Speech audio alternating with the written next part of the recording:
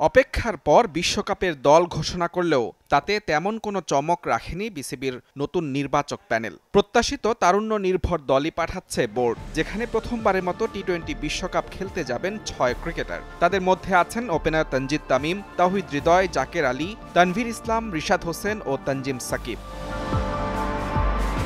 এই 6 ক্রিকেটারের মধ্যে ওয়ানডে বিশ্বকাপ খেলার অভিজ্ঞতা আছে 3 জনের। সবশেষ ভারত বিশ্বকাপে খেলেছিলেন তানজিদ তামিম, তানজিম সাকিব ও তাওহিদ হৃদয়। এর মধ্যে তামিম সবগুলো ম্যাচে খেললেও সাকিব খেলেছেন মাত্র 2টি। তবে প্রথমবারের মতো বিশ্বকাপের মঞ্চে অভিষেক হতে যাচ্ছে 3 ক্রিকেটারের। উইকেটরক্ষক ব্যাটার জাকের আলী, 2 স্পিনার তানভীর ইসলাম ও রিশাদ হোসেনের। সবশেষ বিপিএলে কোচ সালাউদ্দিনের এক মন্তব্যে আলোচনায় আসেন জাকের আলী। সুযোগ পান শ্রীলঙ্কার বিপক্ষে দলে। ফিনিশারের ভূমিকায় নিজেকে দারুণভাবে প্রমাণ করে জায়গা করে নেন বিশ্বকাপ দলেও। লিটনের ইনজুরির কারণে উইকেটের পেছনেও নিজেকে প্রমাণ করেছেন জাকির।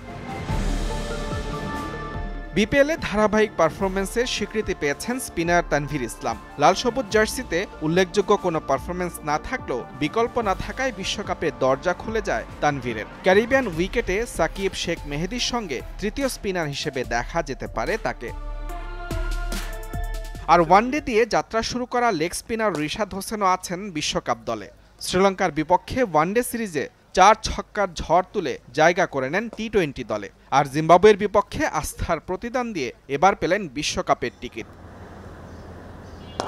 নতুনের আগমনের সঙ্গে আছে বিদায়ের সুরও। পঞ্চপাণ্ডবের অবশিষ্ট 2 ক্রিকেটার সাকিব আল হাসান ও মাহমুদুল্লাহ রিয়াদের এটিই হতে পারে শেষ বিশ্বকাপ। অবশ্য নিজের নবম টি-20 বিশ্বকাপ খেলতে যাচ্ছেন সাকিব। এর আগে 2007 থেকে 2022 পর্যন্ত টি-20 বিশ্বকাপে সবকটি আসরেই খেলেছেন বিশ্বসেরা এই অলরাউন্ডার। সমান 8টি বিশ্বকাপ খেলেছেন কেবল ভারতীয় অধিনায়ক রোহিত শর্মা। অন্যদিকে 7টি বিশ্বকাপ খেলেছেন মাহমুদুল্লাহ রিয়াদও।